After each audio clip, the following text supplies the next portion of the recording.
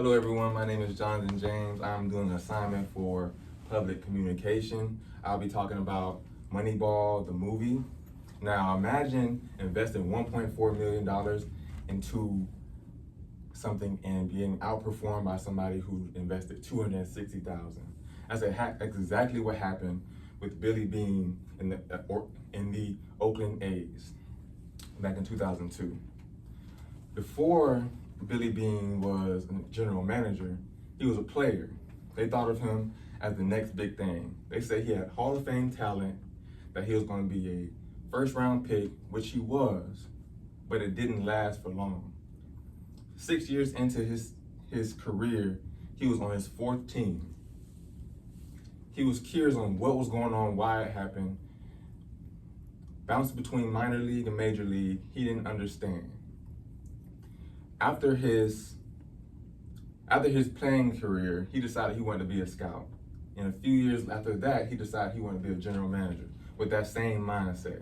He wanted to figure out what was the underlying factors of his failed success, right? He decided to look into this guy named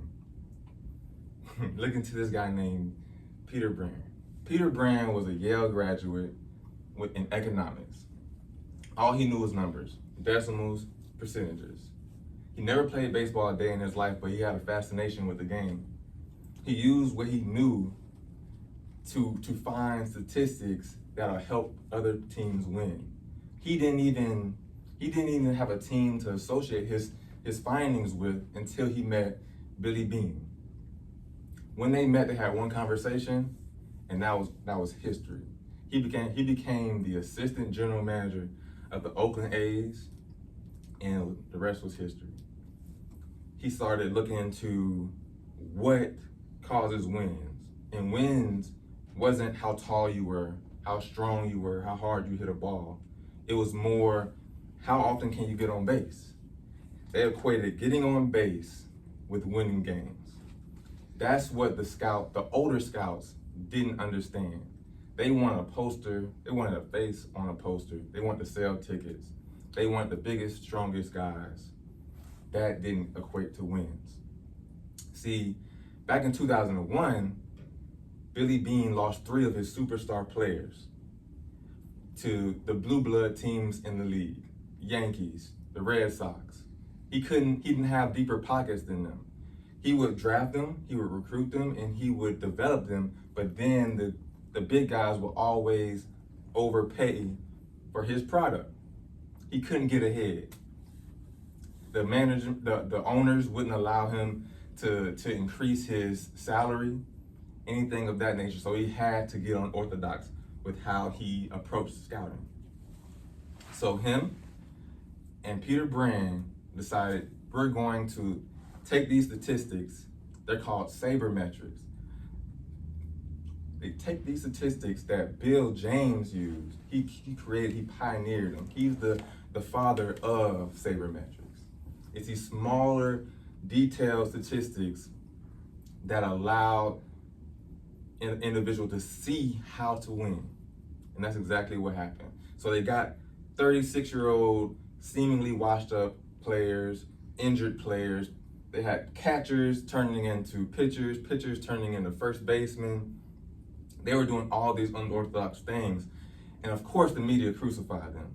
But luckily, there are no win or losses in the offseason. Everybody has to line it up when the season begins. And that's exactly what happened. When they started off, was it spectacular? No. They were just above 500. 500 meaning they were in a winning column, but just enough. Something happened though.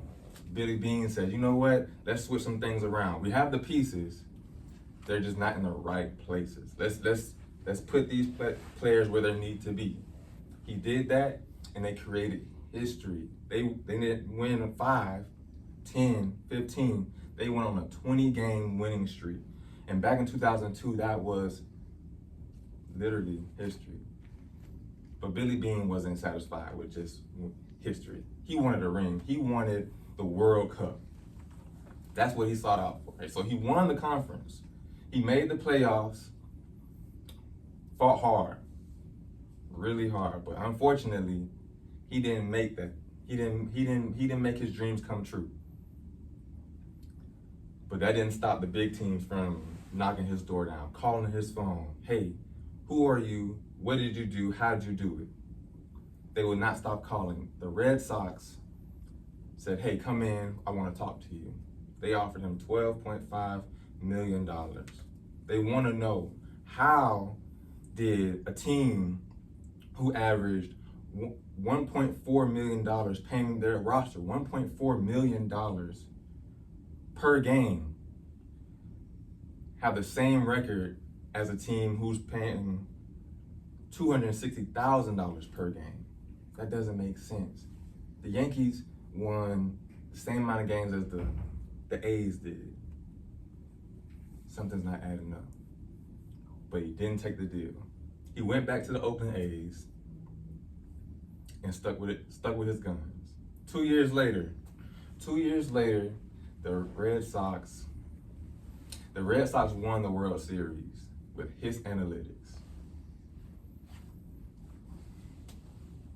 You know, the moral of the story is the game is rigged.